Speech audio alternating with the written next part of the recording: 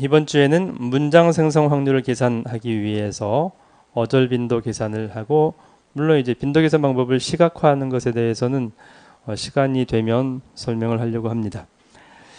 그래서 먼저 어절 빈도 조사를 할 거고요. 방법, n그램 빈도 조사에 대한 전반적인 얘기를 할 거예요. 지난 유니그램, 바이그램, 트라이그램, 어떤 단위로 빈도 조사를 할 건지에 따라서 조금씩 고려해야 될 문제들이 있었죠. 그리고 그 빈도 조사가 결과를 가지고 문장 생성 확률을 계산할 수 있는데, 그러니까 임의의 문장이 있다고 하자. 나는 아침에 일찍 일어나서 밥을 먹고 학교에 가서 공부를 했다. 이렇게 문장이 있다고 한다면 이 문장이 발생할 확률, 출현할 확률을 계산할 수 있다는 거죠. 물론 그러려면 그 문장을 구성하는 각 단어들, 한국어의 어절들, 나는, 아침에, 일찍 일어나서 이 각각의 단어들에 대한 출현 확률을 계산하는 것이 우선이라는 거죠. 그래서 각 단어들에 대한 출현 확률이 계산되어 있다면, 그러면 문장 생성 확률은 어떻게 구하면 돼요? 문장은 단어들의 집합이라고 가정할 수 있죠. 그래서 그 문장을 단어들을 각각의 독립사건이라고 간주하고 확률들의 곱으로 계산을 할 수 있어요. 또는 그렇게 이제 어떤 문장을 나는 아침에 일찍 일어나서 이렇게 단어들의 집합이라고 문장을 정의하게 되면, 그러면 그 문장 생성 확률의 정확도가 떨어지죠. 그래서 정확한 계산을 하려면 나는 뒤에 아침에 뒤에 일찍 뒤에 일어나서 이렇게 선후 관계를 고려해야 되거든요. 그래서 선후 관계를 고려하려면 각 단어들이 독립사건이 아니라 조건부 확률 형태로 계산돼야 되는 거죠. 예, 먼저 n그램 빈도 조사에 대한 전반적인 내용을 지난주에 이어서 말씀드리면, 우선 지난주에 얘기했던 것처럼 n그램 빈도 조사의 대상은 음절 단위, 즉 문자 단위일 수도 있고요. 어절 단위, 단어 단위일 수도 있고요. 또는 키워드 단위일 수도 있는 거죠. 영어에서는 단어가 결국 키워드, 명사 동사가 되겠지만, 한국어에서는 명사 체원 뒤에는 조사, 은는, 이가, 을들이 너무 다양하게 결합되고 있죠. 동사 뒤에는 어미들이 또 매우 다양하게 결합되기 때문에 때로는 조사, 어미처럼 조금 문장 구성 용도로서 마이너한 역할인가요?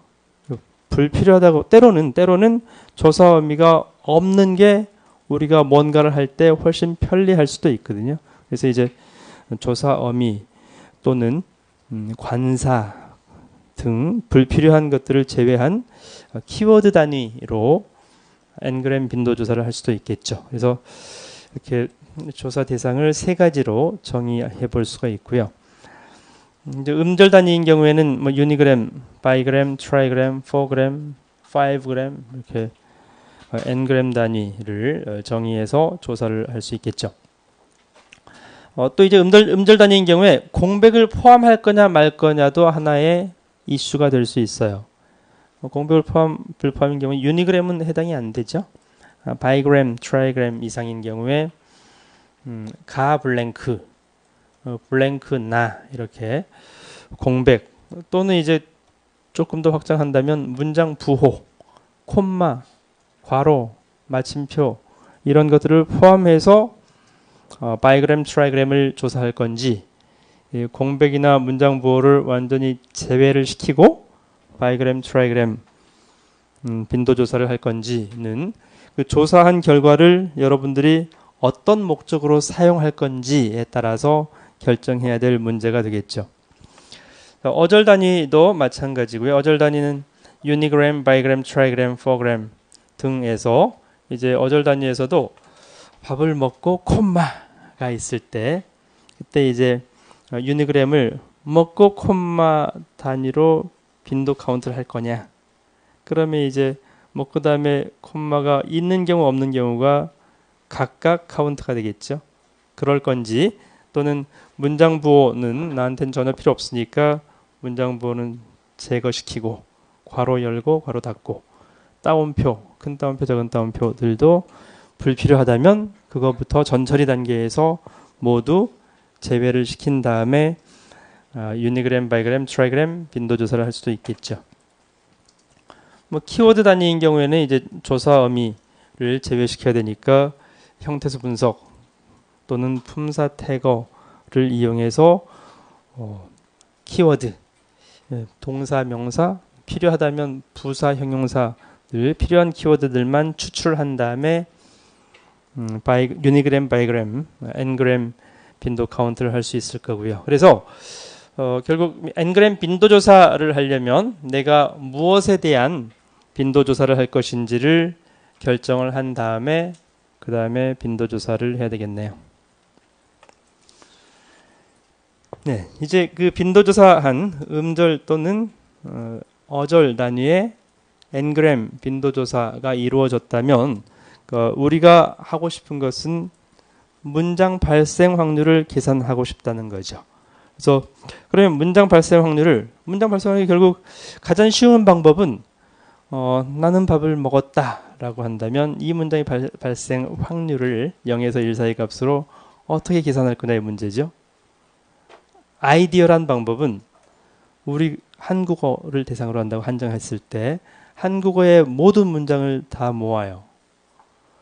실제로 리얼 월드에서 책에 있는 거, 신문 기사 또는 우리가 일상생활에서 대화하는 모든 문장들을 다 모았더니 1억 개 문장이었다고 하자. 근데 1억 개 문장에는 중복이 포함되어 있겠죠. 그 중에 나는 밥을 먹었다가 한 5번 있을 수 있어요. 그러면 1억 문장 중에서 우리가 임의로 매우 많이 모았을 때 1억 문장 중에서 내가 빈도 카운트하고자 하는 게 5번이어서 1억 분의 5가 그 문장의 발생 확률이겠죠. 이렇게 계산하는 게 가장 정확한 확률 계산 방법인데 현실적으로 그렇게 할 수가 있냐라는 거죠. 할 수가 없죠. 그래서 실제 실생활에서 발생한 그러니까 출현한 문장 개수, 모든 문장 개수를 우리가 확보할 수 없기 때문에 그래서 이제 근사치로 계산하는 방법이 뭔지를 여기 두 가지로 일단 문장을 음절들의 집합으로 보는 경우, 문장을 어절들의 집합으로 보는 경우 두 가지로 구분해서 계산해 볼 수가 있겠네요. 만약 문장을 음절들의 집합이라고 가정한다면 그러면 이제 여기서 가정을 했죠. 문장은 set of characters다.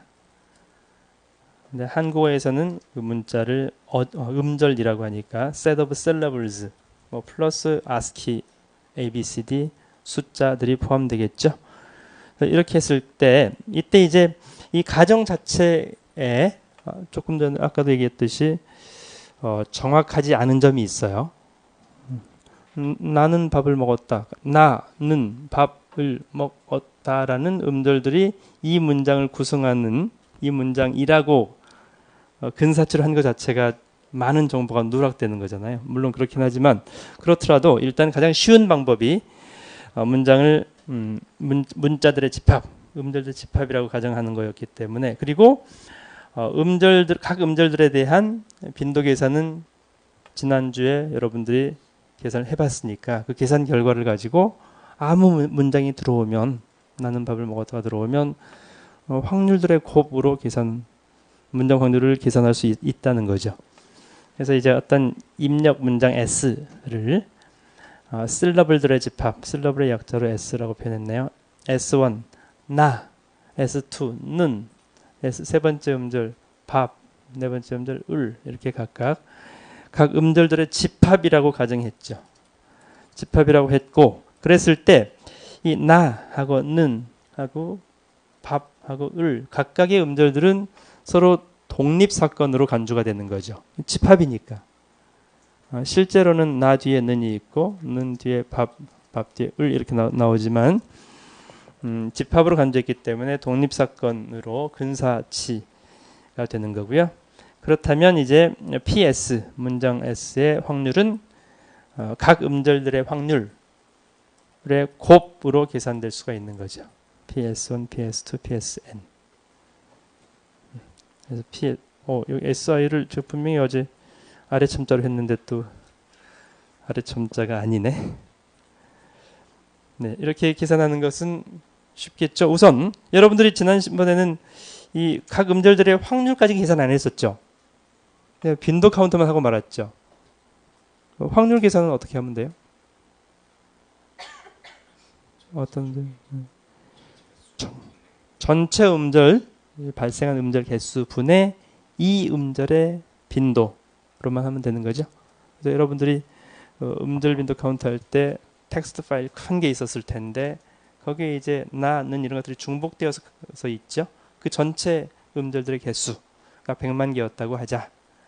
그 중에서 나가 100번이었다고 한다면 100만 분의 100을 음절 출현 확률로 쉽게 간단히 계산할 수 있으니까요. 그렇게 계산을 한 다음에 그러면 이제 아무 문장이나 들어오면 대부분의 음절들은 그 웬만하면 다 출현을 했죠. 한 번 이상. 그래서 확률이 0인 경우는 거의 없겠죠. 그러니까 빈도조사 대상의 텍스트 파일이 너무 작았으면 0인 것도 있겠지만 충분히 어느 정도 크다면 대부분은 0은 아닐 거예요. 어쨌든 그래서 아무 문장이나 들어오면 그 음절 확률들의 곱으로 쉽게 계산할 수 있다는 거죠. 그런데 쉽게 계산하면 정확도가 떨어지죠.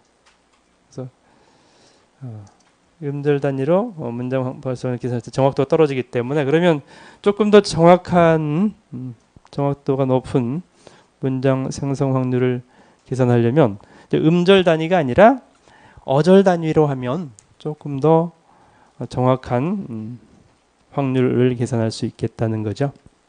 그래서 이제 나는 밥을 먹었다 이렇게 어절 단위로 한다면 이제 조금 전과 마찬가지로 가정을 하는데 문장은 이제 문자들의 집합이 아니라 단어들의 집합이다라고 가정을 하고 그래서 이제 어떤 입력 문장 S가 단어 첫 번째 단어 W1, W2, WI, WN 의 집합이라고 가정을 한 거죠. 그러면 이제 각 단어 여기서 한국에서 어절들에 대한 출현 확률을 계산하는 것은 뭐 음절 빈도 조사하는 것과 마찬가지 방법으로 각 단어들에 대한 출현 확률을 계산을 하고 그리고 그 문장을 구성하는 단어들의 확률 값을 곱으로 문장 출현 확률을 계산할 수 있죠. 그래서 이번 주 실습하고 과제는 이제 어절 단위 빈도 카운트 하고 어절 단위로 문장 생성 확률을 계산하는 것을 하려고 해요.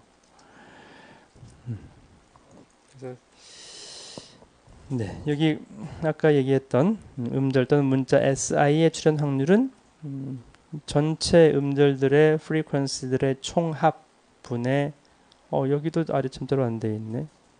대부분 다 한다고 했었는데도 어떤 음절 SI의 출현 확률은 전체 출현 확률분의 그 음절의 출현 확률로 계산할 수 있고요. 단어도 마찬가지로 각 단어들에 대한 프리퀀시들의 총합분의 이 단어의 빈도로 이렇게 확률을 계산할 수는 있겠죠.